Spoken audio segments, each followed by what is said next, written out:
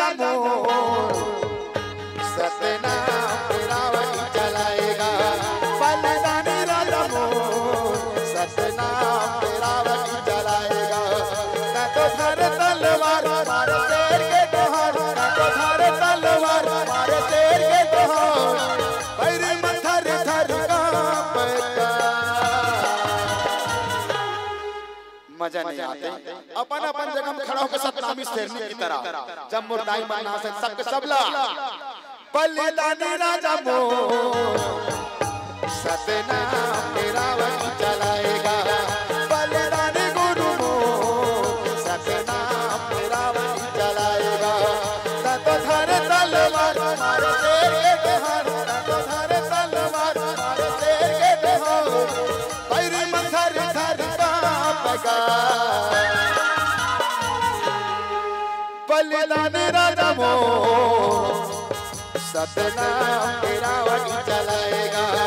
बलिदानी गुरु मोर सतनाम रावण चलाएगा। ताली ताली बजना चाहिए, सबका ताली बजना चाहिए। ताली बोल गुरु बालक नाथ की।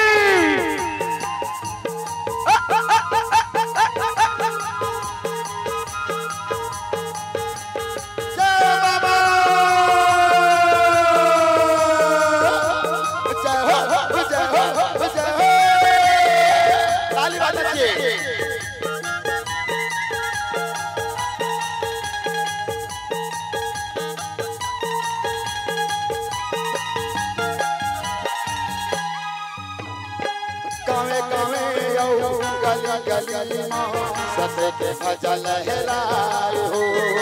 समाधिला संग कठी करे बर सोता का दिया जलाए हो। ताले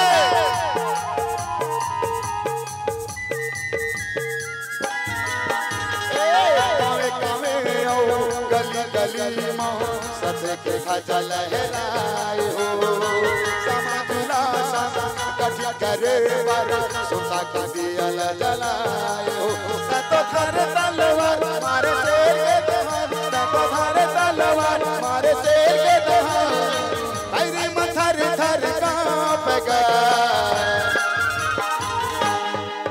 बलिदानी राजा मोर सतनाम रावण चलाएगा।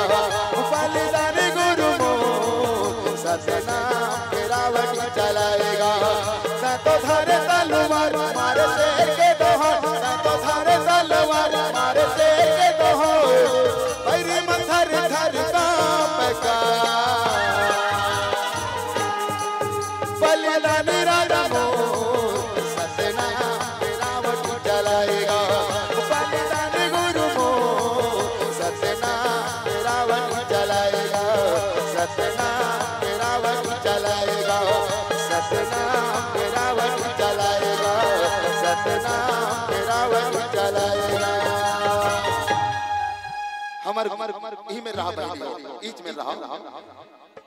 गुरु बालक दास तो नाम था कैसे दिखाए देख रहे सब दिखा गोरिया नरिया 5 फीट के गुरु बालक दास ऐसने दिखत रहे से ऐसने दाढ़ी रहा हमारे गुरु बाबा के अब ऐसने दिखाए हो। तो एक बार हमारे गुरु बालक दास के